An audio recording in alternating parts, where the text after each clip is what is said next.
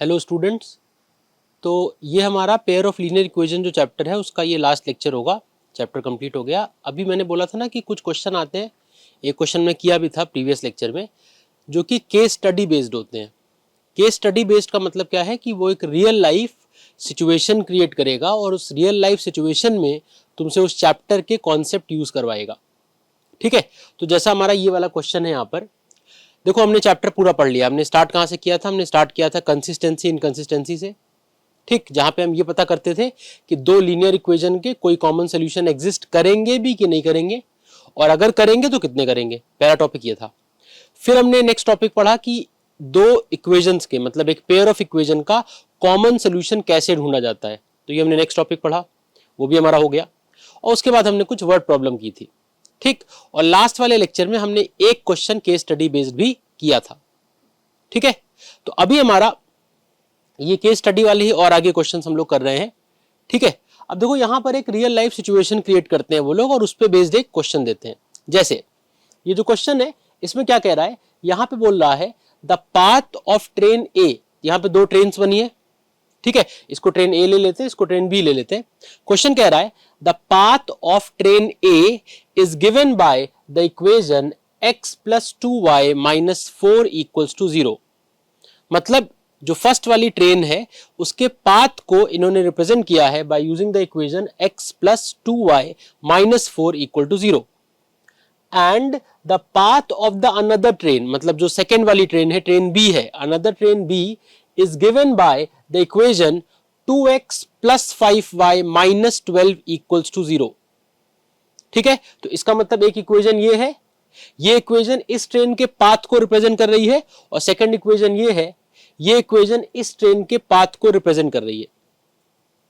ठीक है, तो ये बताओ जो ट्रेन है उसका जो पाथ है वो एक स्ट्रेट लाइन होगा, एक लीनियर इक्वेशन होगी। हमने जो अपना फर्स्ट टॉपिक पढ़ा था उसमें हमने यही देखा था कि दो लीनियर इक्वेशंस का कॉमन सोल्यूशन होगा भी कि नहीं, मतलब वो लाइंस जो है वो मीट करेंगी भी कि नहीं करेंगी। तो यहां पर भी जो हमारी इक्वेशन है वो ट्रेन के पाथ को रिप्रेजेंट कर रही है। ठीक है, तो जो फर्स्ट वाली इक्वेशन है वो फर्स्ट ट्रेन के पाथ को रिप्रेजेंट कर रही है, जो सेकंड वाली इक्वेशन है वो सेकंड ट्रेन के पाथ को रिप्रेजेंट कर रही है। हमें ये चेक करके बताना है कि क्या ये दोनों ट्रेन के पाथ एक दूसरे को इंटरसेक्ट करेंगे या नहीं करेंगे। ठीक है, और ये हम कैसे चेक करते हैं, इसके लिए हमने कंडीशन याद है पढ़ी थी कि पहले हम लोग a1 अपॉन a2 निकालते हैं, फिर हम लोग b1 अपॉन b2 निकालते हैं। बेस्ड ऑन कि वो वैल्यू सेम आई है या डिफरेंट आई है, फिर हम लोग डिसाइड करते हैं कि सी निकालेंगे कि नहीं, एंड देन फिर हम अपना कंक्लूजन देते हैं। ठीक है, तो यहां पे जो हमारी फर्स्ट वाली ट्रेन है उसकी इक्वेशन है x plus 2y minus 4 equals to 0। ठीक है, तो फर्स्ट वाली जो ट्रेन है उसकी इक्वेशन है हमारी x plus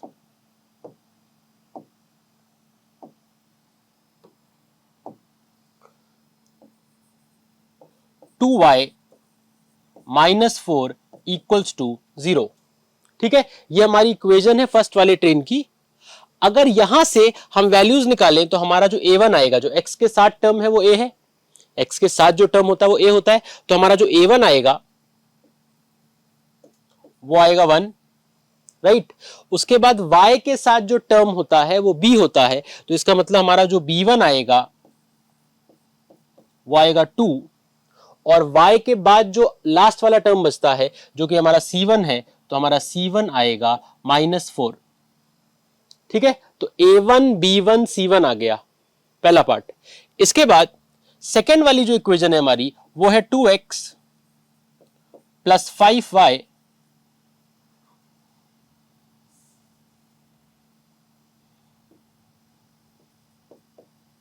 minus 12 is equals to 0।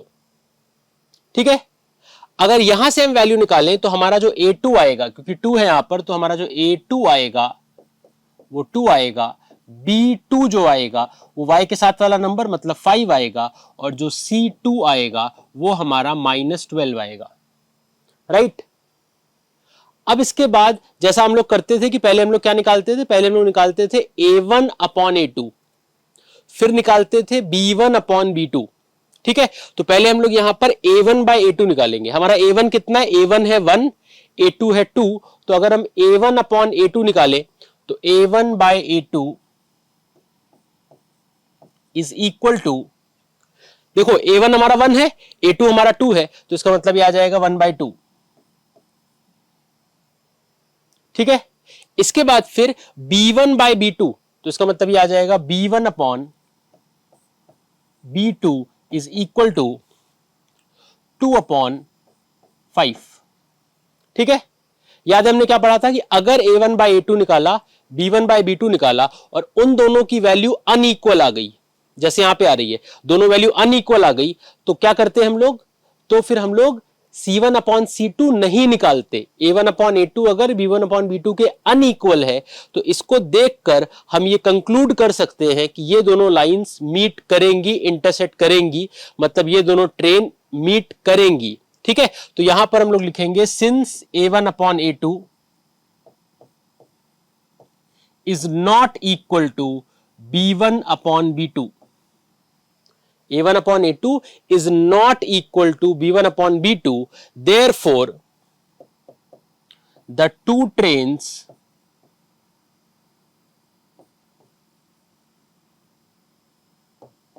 will meet। ठीक है, और हमसे क्या पूछा था कि what condition is use to check या प्रूव कि the two trains will meet, तो जो कंडीशन यूज कर रहे हैं हम लोग, वो कंडीशन हम लोग ये यूज कर रहे हैं। इस क्वेश्चन में वो बोलना भूल गया है, लेकिन इस क्वेश्चन अगर आता है तो पहले ये पूछेगा तुमसे कि the two trains will meet और नॉट। ठीक है, तो मतलब पहले यहां पे क्वेश्चन में एक स्टेटमेंट और होगा कि check whether the two trains will meet और नॉट, एंड देन उसके बाद बोलेगा what condition is used to say that two train will meet at one point. ये क्वेश्चन समझ में आ गया। ऐसे और क्वेश्चंस भी आ सकते हैं, जैसे कि हो सकता है यहां पे ट्रेन की बात कर रहा है, हो सकता है किसी क्वेश्चन में माउस और कैट की बात कर दे कि एक माउस का पाथ ये है, कैट का पाथ ये है, क्या कैट पकड़ पाएगी माउस को कि नहीं।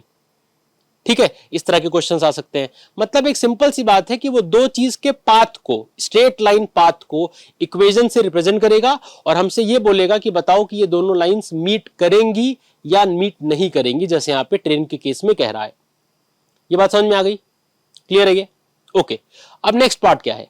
नेक्स्ट पार्ट कह रहा है what is the solution for the pair of linear equation involved in the problem. मतलब यहां पर हमने ये तो देख लिया कि दो ट्रेन मीट कर रही है। अगर दो ट्रेन मीट कर रही है, हमने कंडीशन देख ली कि कंडीशन हमारी आ रही a1/a2 is not equal to b1/b2। इसका मतलब ये दो ट्रेन मीट कर रही हैं। अगर ये दोनों ट्रेन मीट कर रही हैं तो इसका ये मतलब है कि इसके यूनिक सोल्यूशन होंगे, मतलब एक ऐसी वैल्यू आएगी x और y की जो कि इन दोनों इक्वेशन को एक साथ साइमल्टेनियसली सेटिस्फाई करेगी। तो हमें वो निकालना है कि वो वैल्यू क्या होगी। यहां पे पूछ रहा है what is the solution for the pair of linear equation involved in this problem. मतलब यहां पे जो दो लीनियर इक्वेशन दी है, उन दो लीनियर इक्वेशन का सोल्यूशन क्या है। मतलब अब हमें इसको सॉल्व करके x और y की वैल्यू निकालनी है बाय यूजिंग एलिमिनेशन मेथड, या जो भी मेथड हमें ज्यादा बेटर लगता है। ठीक है, तो इसको सॉल्व कर लेते हैं। एक फ्रेश पेज पे आ जाते हैं। तो हमारी जो इक्वेशन है, फर्स्ट इक्वेशन है x plus 2y minus 4 equals to 0, x plus 2y minus 4 equals to 0। ठीक है, और हमारी जो सेकेंड इक्वेशन है वो है 2x plus 5y minus 12 equals to 0। 2x plus 5y minus 12 equals to 0। ठीक है, ये दो हमारी इक्वेशन है। हमें क्या करना है, हमें उसका सोल्यूशन निकालना है। मतलब ये लाइंस कहां मीट करेंगी, ये ट्रेन्स कहां मीट करेंगी। ठीक है, कौन से पॉइंट पे मीट करेंगी, पॉइंट ऑफ इंटरसेक्शन क्या होगा। तो यहां पे अगर हम इसको सॉल्व करें तो जैसा हमें एलिमिनेशन मेथड में पता है कि सबसे पहले x या y में से किसी एक के कोफिशिएंट को सेम करना होता है। यहां पर x के साथ 2 है, ऊपर वाली इक्वेशन में x के साथ 1 है, तो अगर हम ऊपर वाली इक्वेशन को, पूरी इक्वेशन को 2 से मल्टीप्लाई कर दें, ठीक है, फर्स्ट वाली इक्वेशन को 2 से मल्टीप्लाई कर दें, तो इसको अगर हम इंटू 2 कर देते हैं तो ये 2 अंदर जाके मल्टीप्लाई करेगा सब सारे टर्म्स को। तो 2 जब मल्टीप्लाई करेगा, 2 इंटू एक्स क्या हो जाएगा, 2x प्लस 2 इंटू 2 क्या हो जाएगा, 4y, एंड 2 इंटू माइनस 4 क्या हो जाएगा, -8 इज इक्वल्स टू 0 होगा। ऐसे ही हमारी जो सेकेंड इक्वेशन है उसको एज इट इज कॉपी कर लेते हैं। तो 2x plus 5y minus 12 is equals to 0। अब इसको सॉल्व करें एलिमिनेशन मेथड से। सॉल्व करने का रूल क्या है कि अगर जिसके कोफिशिएंट सेम किए हैं, जो कि यहां पे x का किया है, अगर उसका साइन सेम है, जो कि यहां है, यहां पे भी +2 है, यहां पे +2 है, तो कैंसिल करने के लिए हमें ऊपर वाली इक्वेशन में से सेकंड वाली इक्वेशन को सब्ट्रैक्ट करना होता है। जब सब्ट्रैक्ट करते हैं तो नीचे वाली इक्वेशंस के सारे साइन चेंज हो जाते हैं, तो इसका मतलब यहां पर ये हो जाएगा माइनस माइनस, एंड ये क्योंकि माइनस है तो चेंज होके प्लस बन जाएगा। ठीक है, अब 2x minus 2x cancel, 4y minus 5y, देखो 5y का जो नया वाला साइन है वो प्लस नहीं है, नया वाला साइन 5y का अब माइनस है, साइन चेंज होके प्लस से माइनस हो गया है, तो माइनस 5y प्लस 4y होगा माइनस y, और प्लस का 12 माइनस का 8 होगा प्लस का 4 इज इक्वल्स टू 0। यहां से अगर ये माइनस वाई को हम इधर से उस तरफ भेज दें प्लस वाई हो जाएगा, तो 4 इज इक्वल्स टू वाई आएगा। इसका मतलब y की वैल्यू हमारी 4 आ रही है। ठीक है, अब अगर ये जो y की वैल्यू 4 आई है, इसको अगर हम फर्स्ट इक्वेशन में पुट कर दें, हमारी फर्स्ट इक्वेशन है x plus 2y minus 4 equal to 0। ठीक है, ये फर्स्ट इक्वेशन है x plus 2y minus 4 equal to 0। अगर ये y की वैल्यू 4 हम यहां पे रख दें y के जगह पर, तो यह आ जाएगा x plus 2 into 4 minus 4 equal to 0। ठीक, 2 इंटू 4 क्या आएगा, 8 आएगा, 8 माइनस 4, तो इसका मतलब ये आएगा x प्लस 4 इक्वल्स टू 0। अगर यहां से 4 इधर से उस तरफ भेज दे तो x इक्वल्स टू माइनस 4, तो हमारा x आ रहा है -4 और हमारा y आ रहा है 4। दैट मींस जो इंटरसेक्शन पॉइंट होगा, जो दोनों इक्वेशंस का सॉल्यूशन होगा, या कह ले जहां पे दोनों ट्रीन मीट करेंगी, वो पॉइंट होगा हमारा -4, 4। ठीक है, तो ये हमारा सेकंड पार्ट हो गया। अब थर्ड पार्ट, क्वेश्चन का एक पार्ट और है। थर्ड पार्ट है the given problem is based on which mathematical concept. ठीक है, दैट मींस कई बार ऐसा क्वेश्चन में पूछता है कि ये बताओ कि ये क्वेश्चन जो है या जो पूछा जा रहा है या जो पूरा सिनारियो है, ये किस टॉपिक से, किस चैप्टर से रिलेटेड है। ठीक है, तो ये जो क्वेश्चन है, जो टॉपिक का नाम है, वो तो अभी हम लोग टॉपिक पढ़ ही रहे हैं, तो यहाँ पे ये क्वेश्चन बहुत वैलिड नहीं बनता, रेलेवेंट नहीं बनता। तो टॉपिक क्या है हमारा, टॉपिक है pair of linear equation in 2 variables. ठीक है, ऐसा क्वेश्चन अगर एग्जाम में आएगा तो वहां पे इसका रेलेवेंस रहेगा, क्योंकि 12 चैप्टर है या 14 चैप्टर है, उसमें से किस चैप्टर का ये क्वेश्चन है ये हमें बताना होगा। ठीक है, तो ये क्वेश्चन हमारा कंप्लीट हो गया। अब आते हैं केस स्टडी बेस्ड एक और क्वेश्चन लेते हैं, नेक्स्ट क्वेश्चन। ठीक है, ये क्वेश्चन सबको समझ में आ गया। यहां पे क्या बताना था, पहले बताना ट्रेन मीट करेंगी कि नहीं करेंगी, कंडीशन चेक की और कंडीशन चेक करके बताया कि अच्छा अनइक्वल आ रहा है तो ट्रेन मीट करेगी। किस कंडीशन डिसाइड हुआ, इस कंडीशन से a1/a2 is not equal to b1/b2। फिर क्या बताना है, जब ये डिसाइड हो गया, जब कंक्लूड कर लिया कि ट्रेन्स विल मीट, तो नेक्स्ट ये बताना था किस पॉइंट पे मीट करेगी, कहां पे मीट करेगी, सोल्यूशन क्या होगा पेयर ऑफ इक्वेशन का। तो हमने सोल्यूशन भी निकाल लिया, सोल्यूशन हमारा आया था -4, 4। और लास्ट में पूछा था किस चैप्टर का, किस कॉन्सेप्ट का ये क्वेश्चन है, जहां से क्वेश्चन पिक किया गया है। तो चैप्टर का नाम है pair of linear equations in 2 variables. ठीक है, अब आते हैं नेक्स्ट क्वेश्चन पे। देखो नेक्स्ट क्वेश्चन क्या कह रहा है, नेक्स्ट क्वेश्चन कह रहा है a book store shopkeeper gives book on rent for reading. ठीक है, तो एक शॉपकीपर है, बुक स्टोर, पहले ऐसी बुक्स बहुत कॉमन थी, अभी तो थोड़ी कम हो गई हैं, वो रेंट पे बुक्स देता है फॉर रीडिंग। ठीक है, अच्छा रेंट का सिस्टम क्या है, क्वेश्चन आगे बोला है he has a variety of books in his store related to fiction, stories, quizzes etcetera. He takes a fixed charge for first 2 days and additional charge for every subsequent day. इसका मतलब उसका जो system है rent का वो क्या है कि जो फर्स्ट 2 days है उसका वो एक फिक्स चार्ज लेता है, मतलब एक फिक्स चार्ज है, अगर तो हमने वो फिक्स चार्ज पे किया तो 2 दिन का उससे काम हो गया। उसके बियॉन्ड, मतलब 2 दिन के बियॉन्ड अगर कोई एक्स्ट्रा बुक अपने पास रखता है तो उसको पर डे का एक एक्स्ट्रा अमाउंट और देना होगा at the rate per day. फिर तो पहले उसने एक फिक्स चार्ज दिया, फिक्स चार्ज देके बुक अपने पास रख सकता है फॉर 2 days रीड करने के लिए। 2 days के बाद अगर कोई थर्ड डे रखता है तो थर्ड डे का फिक्स चार्ज है, फिक्स 4 डे का है, मतलब कि पर डे का चार्ज उसके बाद एप्लीकेबल है। ठीक है, क्वेश्चन कह रहा है Amrita paid ₹22 for a book and kept for 6 days। एक बुक उसने अपने पास 6 days के लिए रखी तो 6 डेज का उसका जो टोटल पेमेंट हुआ वो देना पड़ा उसको 22 रुपीज, ठीक है। And while Radhika paid ₹16 for keeping the book for 4 days, तो राधिका ने बुक अपने पास 4 डेज के लिए रखी और उसके लिए उसको पेमेंट करना पड़ा 16 रुपीज का, ठीक है। ये कह रहा है assume the fix charge to be X and additional charge per day to be Y, मतलब हमें यह अज्यूम करना है कि जो हमारा फिक्स चार्ज है वो एक्स रुपीज है एंड उसके बाद जो पर डे का चार्ज है वो वाई रुपीज है। बताना यह है कि इसको लेकर कुछ आगे क्वेश्चंस हैं वो हमें सॉल्व करने हैं, ठीक है। तो दो तरह के चार्जेस हैं, जो फिक्स चार्ज है वो एक्स रुपी है, एक्स रुपी देके कोई पर्सन अपने पास बुक 2 दिन की रख सकता है। अगर 2 दिन के बियॉन्ड कोई बुक रखता है तो पर डे हर एक दिन का वाई रुपी एक्स्ट्रा देना पड़ेगा। तो कोई 3 दिन रखेगा तो 3 इंटू वाई एक्स्ट्रा देना पड़ेगा, मतलब 2 दिन के बाद की बात कर रहे हैं। मतलब टोटल किसी ने बुक अपने पास 5 दिन की रखी फॉर 5 डेज, तो उसको फर्स्ट 2 डेज का एक्स रुपी देना पड़ेगा एंड उसके बाद जो 5 डेज के रखी है तो 3 एक्स्ट्रा जो दिन लिप रखी है उसके पर डे का वाई रुपीज देना पड़ेगा। तो वाई प्लस वाई मतलब 3y और एक्स्ट्रा देना पड़ेगा, ऐसा क्वेश्चन कह रहा है, ठीक है। अब क्वेश्चन में देखते पूछ क्या रहा है। क्वेश्चन का फर्स्ट पार्ट है represent algebraically the situation of amount paid by Radhika. तो यहां पर हमें जो राधिका की सिचुएशन यहां पे दे रखी है उसके लिए उसको एल्जेब्रिकली रिप्रेजेंट करना है, मतलब इक्वेशन बनाना है। तो ये बताओ Radhika paid ₹16 for keeping the book for 4 days. Radhika ने बुक अपने पास 4 डेज के लिए रखी टोटल और 16 रुपीज पे किए। तो ये बताओ 4 डेज के लिए बुक रखी, फर्स्ट 2 डे के लिए पेमेंट कितना करना था, एक्स रुपी। तो इसका मतलब उसने पहले एक्स रुपी पे किया होगा, एक्स रुपी देकर वो बुक को 2 दिन अपने पास रख सकती थी, राइट। लेकिन उसने बुक अपने पास रखी है 2 दिन के बियॉन्ड, कितने दिन तक रखी है, 4 दिन तक रखी है।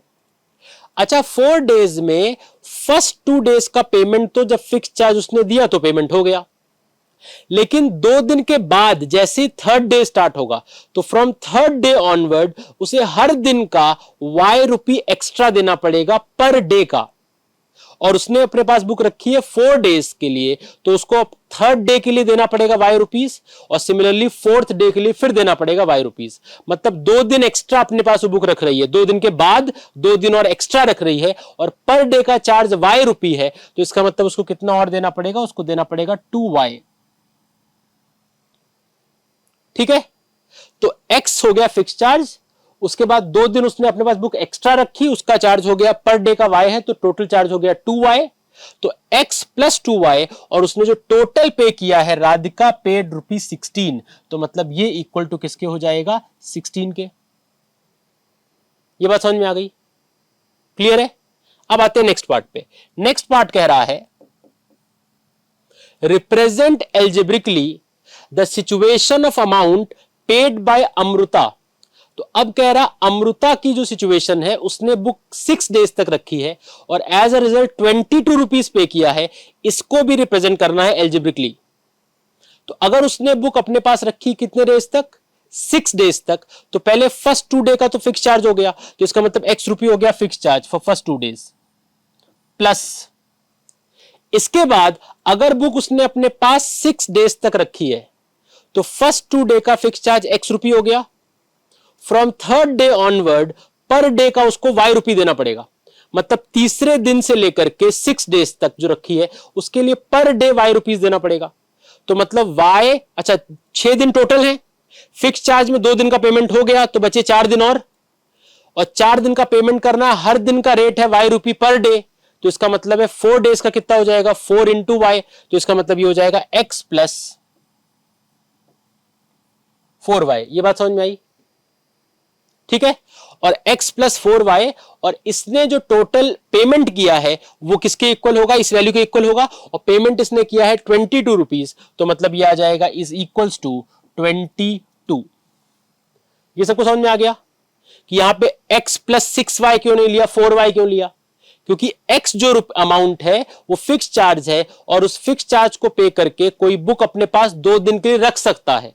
तो जब x रुपी पे किया तो 2 दिन का पेमेंट तो हो गया ना, टोटल अगर 6 डेज तक रखा है तो पेमेंट तो 4 दिन का और करना है और पर डे का रेट y रुपी है तो 4 दिन का होगा 4 इंटू वाई, तो इसका मतलब ये 4y हो गया, तो ये हो गया x plus 4y is equal to 22।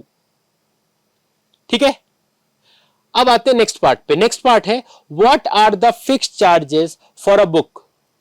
इसका मतलब फिक्स चार्ज को किससे रिप्रेजेंट करने इसने बोला था स्टार्टिंग में, x से। तो अगर वो पूछ रहा है what are the fix charges, मतलब वो x की वैल्यू पूछ रहा है, what is the value of x। तो उसके लिए क्या करेंगे, उसके लिए हम इन दोनों इक्वेशंस को साइमल्टेनियसली सॉल्व कर लें एलिमिनेशन मेथड से और वैल्यू निकाल लें। ठीक है, तो अगर इसको हम सॉल्व करें, यहां पे लिख लेते हैं इक्वेशन को दोबारा, तो यहां पे आ जाएगा x plus 2y is equal to 16, ये फर्स्ट इक्वेशन है। x plus 2y is equal to 16, और हमारी सेकेंड इक्वेशन है x plus 4y is equal to 22। ठीक, इसमें देखो x का कोफिशिएंट सेम है दोनों जगह, यहां भी x के साथ 1 है, नीचे भी x के साथ 1 है, और साइन भी सेम है। साइन डिफरेंट करेंगे तभी सब्ट्रैक्ट होगा, तो इसका मतलब अगर हम फर्स्ट इक्वेशन में से सेकंड इक्वेशन को सब्ट्रैक्ट कर दें तो मतलब नीचे वाली इक्वेशन के सारे साइन रिवर्स हो जाएंगे, ये हो जाएगा माइनस, ये हो जाएगा माइनस, और ये हो जाएगा माइनस। राइट, तो यहां पे क्या होगा, x माइनस एक्स, तो कट गया ये। उसके बाद 2y माइनस 4y, अगर 2 में से 4 माइनस करेंगे, क्योंकि 4 नेगेटिव है, 4 का साइन अब ये नेगेटिव है, तो माइनस का 4 और प्लस का 2, तो इसका मतलब ये आ जाएगा minus 2y is equals to minus 22 plus 16, तो माइनस का 22 प्लस का 16 आ जाएगा माइनस का 6। यहां से अगर हम y निकालेंगे तो y आएगा माइनस 6 अपॉन माइनस 22, जो कि कैंसिल होके आ जाएगा 3, तो यहां से y की वैल्यू आ जाएगी 3। अच्छा, y है क्या, y फिक्स चार्ज नहीं है, हमसे फिक्स चार्ज पूछा है, फिक्स चार्ज x से रिप्रेजेंट किया है। तो अब अगर y की वैल्यू हमारी 3 आ गई है, इस y की वैल्यू को अगर हम किसी एक इक्वेशन में पुट कर दे, तो मान लेते हैं फर्स्ट वाली में यहां पे पुट कर दे, तो ये आ जाएगा x plus 2y is equal to 16। ठीक है, यहां पर अगर y की वैल्यू 3 है, अगर ये 3 हम यहां y की जगह रख दें, तो इसका मतलब ये आ जाएगा x plus 2 into 3 is equal to 16 हो गया। ठीक है, 2 इंटू 3 कितना होता है, 6, इधर प्लस 6 है, मतलब ये है x प्लस 6, अगर 6 को इधर से उस तरफ ले जाए तो ये आ जाएगा x इक्वल्स टू 16, 2 इंटू 3 6 होता है, 6 उधर जाएगा तो माइनस 6, इसका मतलब 16 माइनस 6 आ गया 10, तो x की वैल्यू 10 आ रही है। इसका मतलब उसको जो फिक्स चार्ज देना पड़ेगा, जो क्वेश्चन में पूछा था कि what are the fix charges for a book, तो एक बुक का जो फिक्स चार्ज होगा वो होगा ₹10। ठीक है, ये समझ में आ गया। इसके बाद पूछ रहा है what are the additional charges for each subsequent book day for a book, तो दैट मीन्स फिक्स चार्ज के बाद, मतलब जो 10 रुपए का फिक्स चार्ज है उसके बाद पर डे के कितने चार्जेस हैं ये पूछ रहा है। तो यहां पर y की वैल्यू हमारे पास कितनी आई है, y की वैल्यू 3 आई है, तो इसका मतलब पर डे का चार्जेस जो है after the fix charge of 10 रुपी वो है ₹3 पर डे, तो वो ऑलरेडी निकाल चुके हैं, तो इसका मतलब है फोर्थ पार्ट का आंसर हो जाएगा ₹3 पर डे, क्योंकि पर डे का charge after the fix charge जो है वो है ₹y पर डे, और y की वैल्यू 3 आ चुकी है, तो दैट मीन्स ₹3 पर डे, तो हमारा फोर्थ का आंसर ऑलरेडी आ चुका है। फिर है what is the total amount paid by both if both of them kept book for 2 more days, मतलब अगर दोनों ही ने अपने पास बुक 2 दिन के लिए और एक्स्ट्रा रख ली तो टोटल कितना अमाउंट उनको पे करना पड़ता, टोटल दोनों का मिलाकर। तो ये बताओ, अभी जो अमृता पे कर रही है वो 22 रुपीज कर रही है। ठीक है, अगर ये बुक अपने पास 2 और दिन के लिए रखे एक्स्ट्रा, ठीक है, तो पर डे का चार्ज ₹y है, ये अमृता के लिए निकाल रहे हैं। अभी उसने कितना पे किया है, 22 रुपीज। अगर वो ये बुक अपने पास 2 दिन और रखती है एक्स्ट्रा और पर डे का चार्ज ₹3 है, तो उसको कितना और पे करना पड़ेगा, ₹3 पर डे 2 दिन के लिए, तो इसका मतलब 2 इंटू 3। ठीक है, तो 2 इंटू 3 कितना होता है, 6, और 6 प्लस 22 कितना होता है, 28, मतलब अमृता को टोटल 28 पे करना पड़ता अगर वो बुक अपने पास 2 दिन और रख लेती तो। ठीक है, इसी तरह से राधिका ने अपने पास बुक रखी है 4 डेज के लिए और पेमेंट किया है 16 रुपीज का। अगर वो भी अपने पास बुक 2 दिन के लिए और रख लेती, तो 2 दिन के लिए और रखती तो पर डे का 3 रुपीज है, 2 दिन का कितना होगा 2 इंटू 3, तो ये होता है 2 इंटू 3।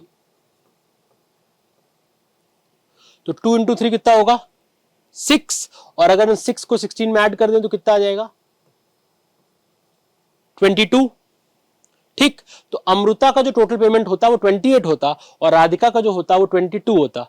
दोनों को ऐड कर दे तो 28 प्लस 22 आएगा 50। इसका मतलब है कि अगर ये दोनों अपने पास दोनों ही बुक्स, जो बुक इन्होंने ली थी, एक राधिका ने और एक अमृता ने, अगर ये बुक अपने पास 2-2 दिन एक्स्ट्रा रखती, ठीक है, तो जो पेमेंट इनको करना पड़ता वो कितना करना पड़ता, ये पूछा है क्वेश्चन में। क्या पूछ रहा है देखो, what is the total amount paid by both, total कितना पे करना पड़ता है दोनों को मिलाकर, if both of them have kept the book for 2 more days. तो वही हमने यहां पे निकाला कि अगर दोनों ने अपने पास बुक 2-2 दिन और रख ली होती तो टोटल उनको 28 प्लस 22 मतलब 50 रुपीज पे करना पड़ता। क्लियर है, बात समझ में आ गई? तो दैट्स ऑल, ये हमारा क्वेश्चन कंप्लीट हो गया और ये चैप्टर भी कंप्लीट हो गया। ठीक, तो इसके क्वेश्चंस प्रैक्टिस करना और बाकी जो है नेक्स्ट चैप्टर हम लोग नेक्स्ट वीडियो में देखेंगे।